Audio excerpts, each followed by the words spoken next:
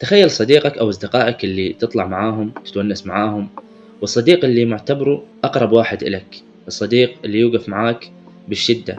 هذا الصديق ربما يكون في النهاية عدو إلك. يقول الله سبحانه وتعالى: الأخلاء يومئذ بعضهم لبعض عدو إلا المتقين.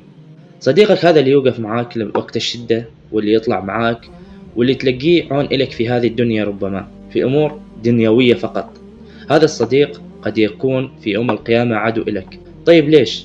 هذا الصديق لما شافك تغلط ولما شافك تبتعد عن الدين ما نصحك، ما قال لك هذا الشيء حرام، لا بالعكس، كان مثلا يأيدك انك تدخن سجاير، او يأيدك انه تطلعون كافيهات، او تطلعون الاماكن بها اغاني بها بنات وكثير من الامور. على عكس الصديق الاخر، هذا الصديق اللي دائما ينبهك واللي يذكرك بالله سبحانه وتعالى، هذا هو الصديق الحقيقي.